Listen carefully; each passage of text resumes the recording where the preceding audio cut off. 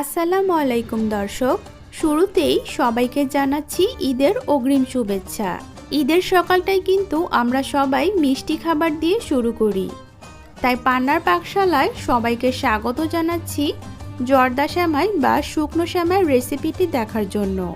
এই জর্দা সেমাইটা তৈরি করতে সাধারণত উপকরণ লাগে অনেক কম, তবে একটা ঝামেলায় সবসময় পড়তে হয় সেমাইটা নরম হয়ে যায়, নয়তো ঠান্ডা হওয়ার পরে একেবারে শক্ত হয়ে যায়। তো এই সব সমস্যার টিপস সহ আজকের এই রেসিপিটি তৈরি করেছি। জর্দা সেমাইটা তৈরি করার জন্য প্রয়োজন পড়বে এরকম লম্বা সেমাইগুলো। এগুলো আপনারা বাজারে কিংবা যে কোনো গ্রোসারি স্টোরে পেয়ে যাবেন। আমি সেমাইটাকে প্যাকেটের ভেতরে রেখে ভেঙে নিয়েছি।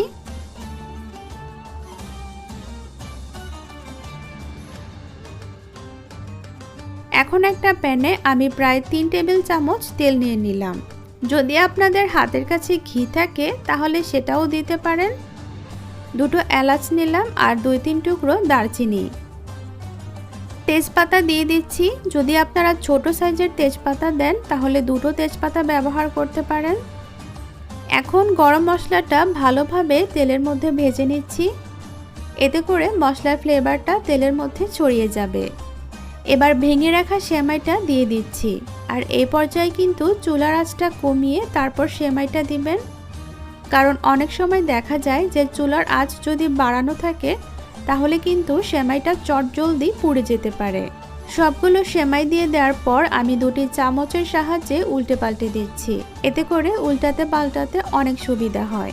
এখন সেমাইটাকে ভেজে নিতে হবে। একটু সময় নিয়ে আস্তে ধীরে ভেজে নিতে হবে। খেয়াল রাখবেন সেমাইটা যেন কোনোভাবে পুড়ে না যায়। পুড়ে গেলে কিন্তু দেখতে এবং খেতে ভালো লাগবে না। প্রায় 5 থেকে 6 মিনিট ভাজার পরে আমি এখানে 1 কাপ পরিমাপ চিনি দিয়ে দিলাম। চিনির পরিমাপটা এইটুকু সেমাইয়ের জন্য এটাই যথেষ্ট, তবে আপনারা চাইলে আপনাদের টেস্ট অনুযায়ী বাড়িয়ে বা কমিয়ে দিতে পারেন। দিয়ে দিচ্ছি 1/2 কাপ পরিমাণ হালকা গরম পানি আর কিছু কিশমিশ দিয়ে দিচ্ছি।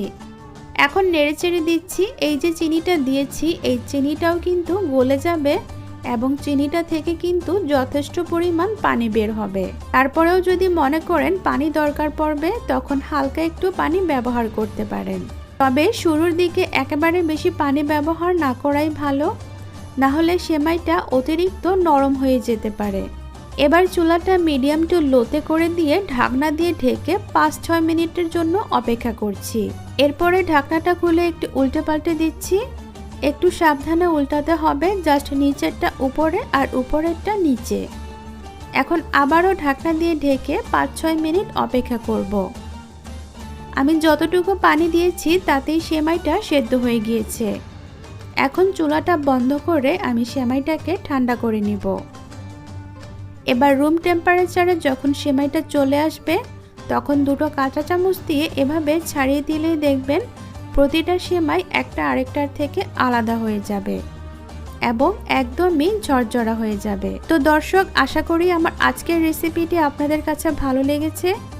এবারের ঈদে বাসায় কিন্তু ট্রাই করবেন একবার হলেও। তো সবাই ভালো থাকবেন, সুস্থ থাকবেন। আল্লাহ হাফেজ।